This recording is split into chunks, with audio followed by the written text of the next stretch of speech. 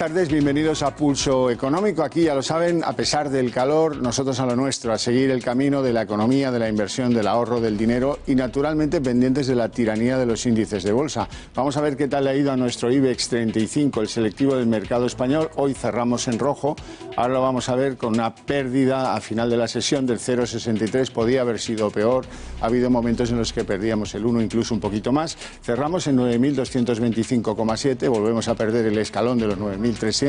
Vamos con las tres compañías que más destacan por sus subidas hoy en el IBEX, que son MásMóvil. MásMóvil registra un aumento del 1,45%, cierra en 21,00. Inditex, la holding de Zara y tantas otras marcas textiles. Amancio Ortega, ya saben. Más 1,24% y cierra en 27,45. Laboratorios Grifols, que hoy aumenta en el parque 1,19% y cierra en 28,95. Las tres que por contra hoy pierden, se destacan por sus pérdidas en la sesión, son ACS, la inmobiliaria de Florentino Pérez, luego veremos en la tertulia por qué, pierde 4,17% y cierra en 36,56%. Indra, compañía tecnológica española, pierde 4% justo, cierra en 8,16. Y la holding de Telecinco, Mediaset, que pierde en la sesión 3,07% y cierra en 5,81. Fundamentales de la economía española, pues pocos cambios hoy. Tenemos aportación al Producto Interior Bruto, la que se produjo en el primer trimestre del año, 0,7. El índice de la inflación, el IPC, con datos de junio, todo el acumulado del año 19, 0,4% la inflación. El desempleo, con datos de finales de junio, afecta a 3.015.686 españoles. Y el Euribor, esta es la noticia que más nos gusta dar, tiene un promedio en los últimos 12 meses al oro menos 0,258. Maravilloso para los que pidan hipotecas. Vamos ya con los temas que componen la tertulia de actualidad, la barandilla, en nuestro programa. Bueno, pues los inversores extranjeros marcan un máximo en la bolsa española y las familias marcan, por contrario, un mínimo, según un informe de Bolsas y Mercados españoles. Por cierto, el Banco Central Europeo, noticias llegan de esa entidad, según la cual hay que revisar el objetivo de inflación para adaptarlo a lo que es la economía europea post-crisis. Y Bruselas también genera noticias hoy en el sentido de multar con 242 millones de euros a Qualcomm, compañía norteamericana de ordenadores, por vender a precios abusivos. Abusivos, entiéndase, por debajo de sus propios costes. Huawei, la compañía china de los móviles, pues sus ventas caen un 9% en mayo en las 5 grandes economías europeas. Y vamos con ACS, antes lo hemos visto, que encabezaba el cartelón de las que tenían pérdidas, acusaban pérdidas en la sesión del IBEX. ACS acusa el efecto cascada, el desplome de sus filiales, fundamentalmente la que tiene ACS en Australia, CIMIC, que cae un 19%, y la alemana Hostchef, que cae cerca del 10%. CaixaBank, noticias de la banca española. CaixaBank rompe la pana y ofrece un 5% en sus cuentas que manejan la nómina del titular de las mismas. Los que adscriban ahorros a esas cuentas pues tienen una oferta del 5% de la entidad de origen catalán, CaixaBank. Bueno, pues es una apuesta en un segmento muy competitivo donde ha habido ofertas puntuales que están en competencia, concretamente las de Ibercaja y las de Bankinter.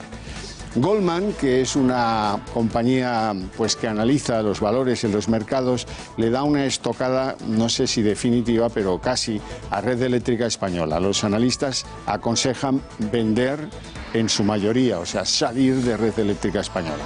Día, hace mucho tiempo que no hablamos de la compañía de supermercados después de su crisis. Han superado la posibilidad de incurrir en quiebra técnica después de cumplir con sus acreedores. Día sube cerca del 10% en bolsa, aunque claro, las subidas en casa del pobre significan muy poca cosa. Por otra parte, el Tribunal de la Competencia Español abre un expediente a Telefónica por los costes del fútbol, que no parece que compadezcan con lo que debe ser. Cirsa, una compañía de juego español de las maquinitas, famosa por las maquinitas en los bares, acaba de comprar el 50% de Sportium a una compañía británica, Ladbrokes, por 70 millones. Y por último, algo que nos puede servir de termómetro del empleo. La Administración Central está efectuando oposiciones. Hay 126.000 españoles que optan a 8.102 plazas, es decir, a casi 16 aspirantes por cada puesto convocado. Bueno, de todo eso vamos a hablar con nuestros invitados esta tarde, que les presento a continuación. Don Álvaro Climent, buenas tardes, analista independiente. Don Antonio Banda, CEO de Phil Capital. Buenas tardes. Bueno, ¿cómo les ha sentado la sesión de hoy de la Bolsa? Antonio. Bueno, yo creo que sigue siendo muy veraniego todo, ¿no? O sea, aunque haya una caída, llevamos sin que coja tendencia el mercado y que desde luego ya veremos. Ya ha habido la subida. Otro informe demoledor de una analista de los mercados suiza que afecta a los bancos españoles y hoy, si no nos hemos resentido más de la caída, es por el resorte que tenemos con las compañías eléctricas que han actuado como de colchón para golpes. En principio, bueno, la tendencia de la apertura ha sido claramente negativa. Hemos visto un cambio de tendencia a media mañana, más, yo creo, reforzado por las tendencias que vamos a ver la semana que viene en bajadas de tipos, y hemos visto una recuperación de valores que llevan una penalización importante desde el informe de la Comisión Nacional de Competencia. Bueno, el AIREF, que es supuestamente un organismo independiente, ha revisado sus previsiones, las del déficit español. La rebaja en 1/10. No es que sea mucho, pero es un avance prometedor.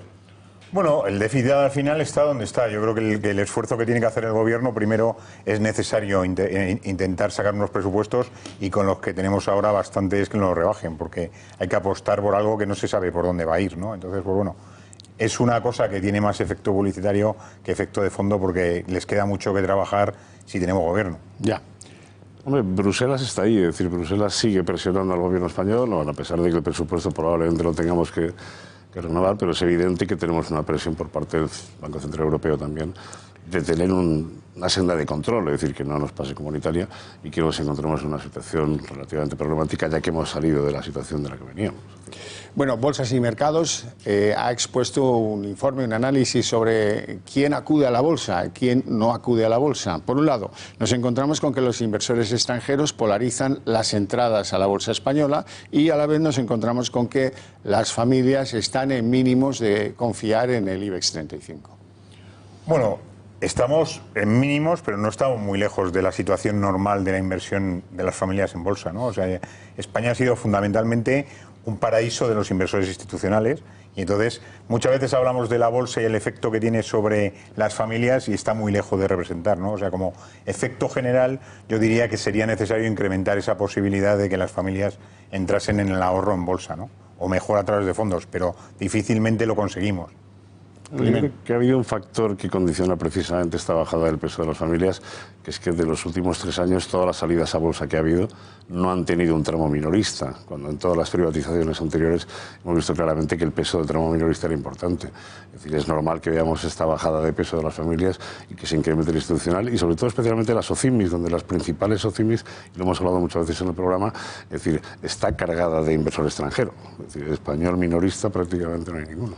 Ayer comentábamos aquí la inflación de la eurozona, 1,3 global, a España se le asigna 0,6. Los datos españoles, porque utilizan diferente sistema que el que utilizamos aquí, apuntan, como les contaba antes, al 0,4 de inflación cerrado en junio. Bueno, en cualquier caso, el Banco Central Europeo estudia un reajuste, ajuste sobre la inflación y sus previsiones. Dice que hay que revisarlo y acomodarse a una condición la que sufren las principales economías europeas, dicen ellos post-crisis, o otros, los más agudos, hablan de precrisis, no lo sé. En cualquier caso, ajuste por inflación en el Banco Central Europeo en las próximas semanas. Bueno, ya veremos. La inflación ha dejado de ser un elemento de miedo, ¿no? Y al revés. Yo creo que cada vez tiene más claro el Banco Central Europeo que le gustaría que apareciese, ¿no? Para ajustar todo el entorno económico. Sin embargo, hay que trabajar con lo que tenemos, ¿no? Y si la inflación va a menos, pues tendremos que utilizar las medidas para intentar que ese efecto sea lo menos directo sobre los datos económicos. Don Álvaro. Yo creo que los mensajes se están mandando cada día más claros cara a la reunión de la semana que viene, es decir, ya las medidas que vamos a ver, los nuevos estímulos, probablemente una bajada de las tasas.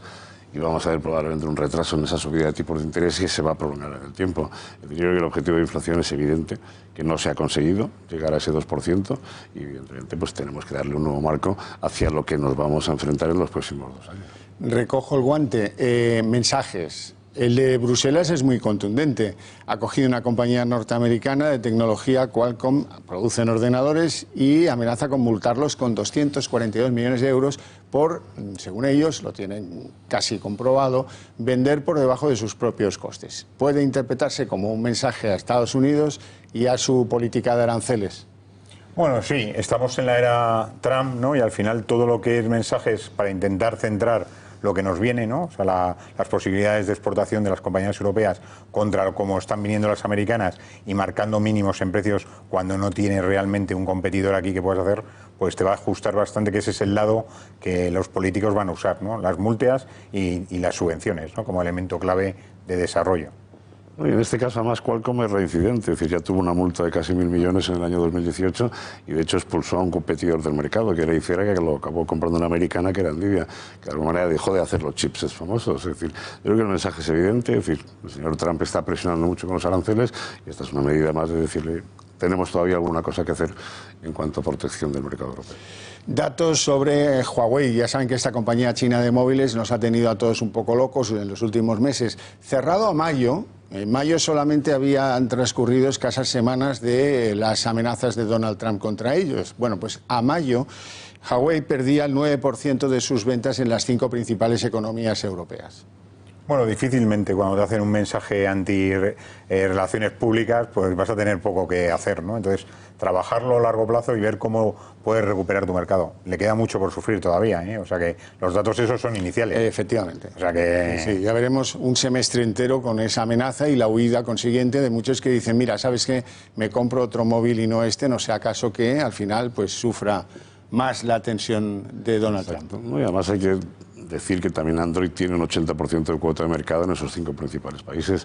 Es decir, me da la impresión de que hay 2 factores. Uno, por un lado, el retraso de todos los avances de Huawei en sus propios dispositivos y la propia venta de los nuevos que puedan sacar al mercado, que a lo mejor vemos posteriormente un relanzamiento, pero que de momento vamos a ver un retroceso clarísimo. Bueno, les invito a entrar en el proceloso mundo de ACS. Aquí hemos valorado muchas veces que las compañías españolas se globalicen y actúen globalmente. ACS, Florentino Pérez, han dedicado a eso sus esfuerzos en los últimos años, pero eso a veces va bien y a veces va mal. Y ahora toca que vaya mal. Va mal porque la filial australiana, que se llama CIMIC, filial de ACS, pues anuncia pues unos resultados un 19% menores. Y al tiempo, la filial alemana, Hostief, anuncia también una caída del 10%. Eso arrastra a ACS a la baja y eso nos ha costado pues algunos trocitos de piel en la cotización del IBEX hoy. Bueno, la matriz al final es la que paga lo que están haciendo las compañías participadas, ¿no? Y claramente los datos, o sea, tanto en Australia como en Alemania, vienen de reducción de negocio, que yo creo que se puede llevar a mejorar y realmente el mercado lo había sobrevalorado hasta ahora, ¿no? O sea que yo creo que es también un pequeño susto para ACS que podrá recuperar. No, ACS viene de máximos, es decir, también hay que recordar que la subida de ACS en el año ha sido espectacular. Es cierto que el peso de CIMIC y de Hochtief supera el 25% en la cuenta de resultados, lo cual pues tiene un impacto obviamente en valoración, pero también hay que decir que además lo adicional es que mucha de la cartera de pedidos que tiene ACS está precisamente vinculada a sus filiales, con lo cual nos podemos encontrar con un pequeño parón del crecimiento de esa cartera de pedidos. Bueno, hay una decisión en materia de banca importante. CaixaBank se ha lanzado al ruedo y anuncia que primará sus cuentas que lleven asociada la nómina del que las tenga con esa entidad una promesa del 5% de rentabilidad. Bueno, no es el primer banco que entra en ese nuevo segmento de actividad. Antes lo hicieron pues Ibercaja o Bankinter y ahora se suma uno de los grandes, CaixaBank. Bueno, tenemos 900.000 millones en depósitos y están buscando precisamente acomodo. Están buscando precisamente moverlos, ¿no? Porque yo creo que el mercado que está dando 0,1. Bueno, ni siquiera 0,4. Está a niveles casi. Fíjate. En algunos casos te cuesta, ¿no? Los cálculos son que aproximadamente una posición de liquidez en la cuenta corriente te está costando 40 puntos básicos, menos 0,40 a ti como ahorrador. Como cliente ahorrador. Entonces, ¿Qué están diciendo los bancos? Pues volver a las viejas peleas, aquellas de intentar movilizar primero a tu nómina, porque eso te ayuda a que te lleves todo lo demás, ¿no? Yo creo, bueno, como estrategia comercial está bien, como pago de tus intereses para un inversor. Es volver a una estrategia conocida y es una buena noticia para el ahorrador o para el trabajador. Es una buena noticia, ¿no? Es decir, son plazos muy cortos los que tienen estas campañas. Ya vimos las cacerolas y las sartenes y todo tipo de productos, pero también es cierto que te obligan de alguna manera a tener 3 recibos domiciliados, que te obligan a hacer 3 compras con tarjeta, y el objetivo al final es tenerte 2 años directamente vinculado al banco, en donde te van a vender una serie de productos alternativos como son fondos de inversión, seguros, en donde pretenden compensar ese 5%.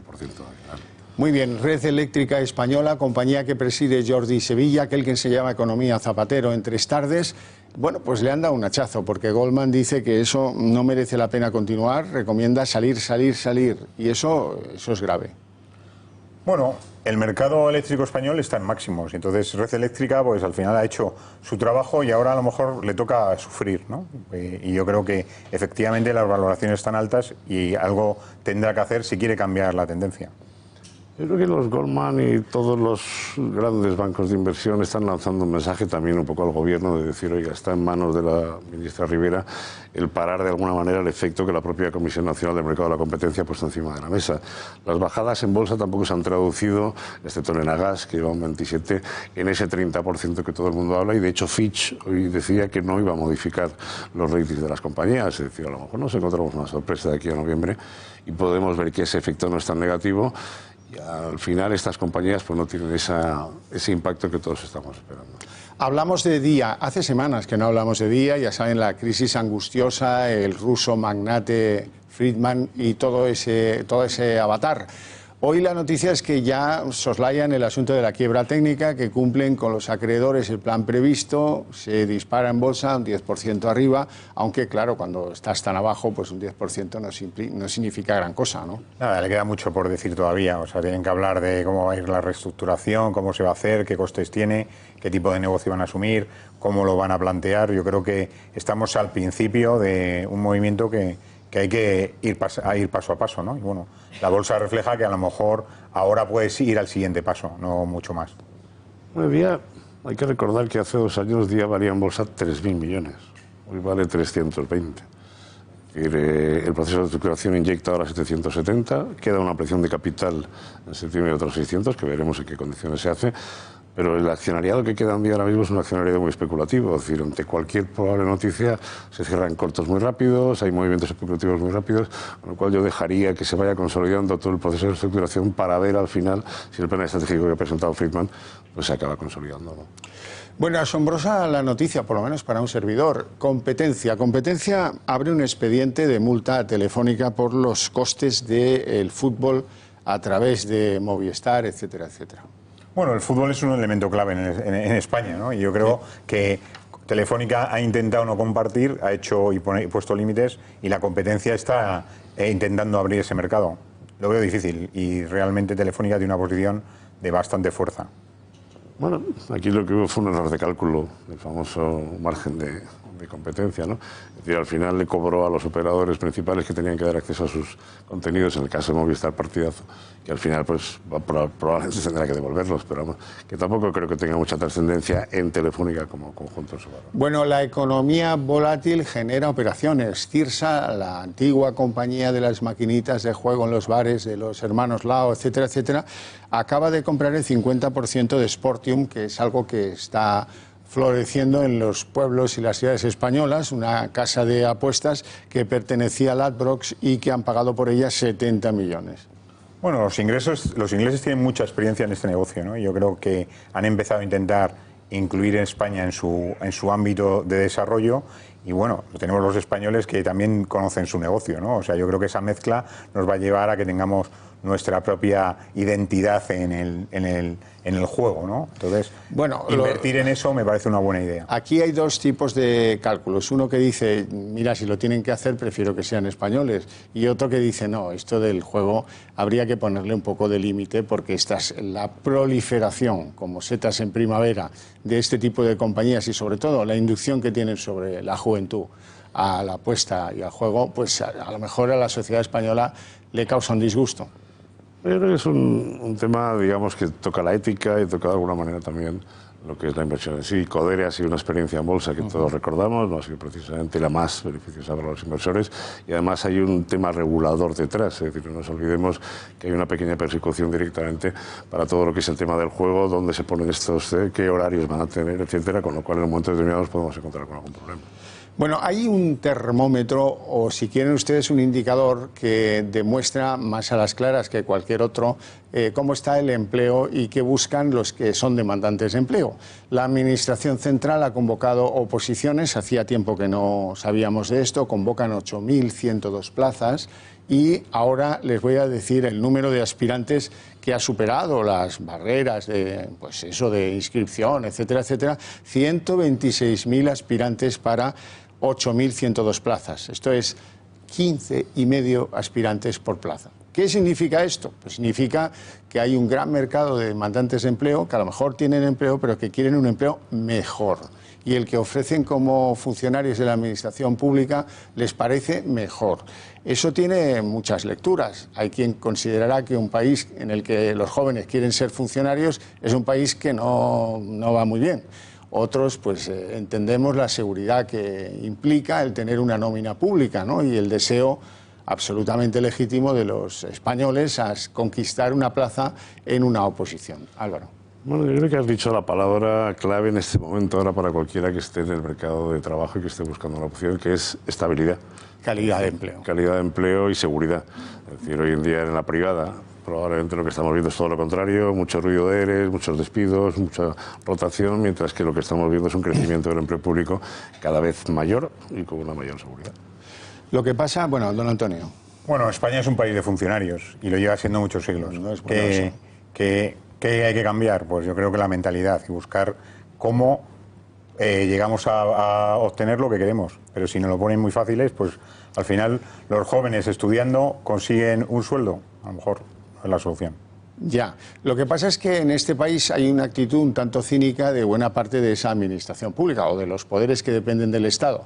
Mientras, somos cicateros convocando plazas y renovando las plantillas, al mismo tiempo compañías públicas, el caso de AENA, favorecen un empleo precario con subcontratas, con, unos trabajos duros a unos precios de risa que antes esto pues no era así. Efectivamente. Ya lo hemos visto, es decir, al final compañías que tienen que hacer una serie de concursos públicos, que son 300 millones precisamente el concurso que tiene AENA de subcontratas, luego al final cuando hablas con la gente que está en esas subcontratas, están en unas condiciones absolutamente precarias, pero hace mentira que una compañía controlada por el Estado pues permita este tipo de situaciones. Sí, y que luego el Estado nos venda que hay que hacer para que el sector público entienda que hay que ofrecer contratos indefinidos. Ellos tampoco lo hacen, pero bueno, ese es el cinismo en el que yo quiero que encaje el debate. Por cierto, me gustaría que los últimos minutos del programa los dedicáramos al impuesto de sociedades. Toca pagarlo, creo que el límite es el día 20, se paga el 25% de impuesto de sociedades. Es lo que el que tiene una sociedad anónima, limitada, incluso una cooperativa, tiene que pagar sobre lo que ha conseguido vender y pagar el IVA previamente. Es decir, que de lo que gana esa empresa hipotética, el 25% se paga el día 20. Lo extraordinario es que, por una decisión de Montoro no corregida por el gobierno de Pedro Sánchez, esto se extiende a todas las sociedades anónimas, limitadas o cooperativas con independencia de lo que facturen. Antes, pues había un gradiente, en fin, que por lo menos salvaba que las compañías de menos de 10 millones de facturación no tuvieran que hacer una aportación, generosa aportación, un donativo que financia el Estado en unos 8.000 millones, pues pagando previamente lo que liquidarán el año que viene por este impuesto. Es decir, que el Estado presupone que la empresa, la sociedad anónima o limitada, va a facturar lo mismo o más y te cobra sobre lo que facturaste el año pasado. Muchas sabrá que el año 19 lo van a cerrar con facturación mucho menor que la que tuvieron en el 18, pero van a tener que adelantar al Estado como si les fueran las cosas bollantes. Esto tampoco favorece el empleo. No favorece el empleo, además es la premisa de paga primero y luego ya veremos si te has pasado ya te lo devolveremos. Es decir, me parece que... Sí, el compromiso de cuándo ya es otra cosa. El compromiso de cuándo y si además te dan un recargo o no te dan un recargo con respecto al pagado. Tengo que decir que hay un recurso de inconstitucionalidad sobre esto que es bastante grave y que nos lo dejamos hacer en momentos de gran dificultad para financiar al Estado, pero que se ha quedado ahí como tantas cosas. Yo creo que unificaremos alguna vez los impuestos a través de la Unión Europea y eso nos marcará esa diferencia. Nosotros tenemos unos impuestos que no pueden seguir, entonces hay que cambiarlos y desde luego el impuesto de sociedades no es la forma de cumplir con las sociedades con lo que tienen que pagar a la sociedad, hay que cambiarlo.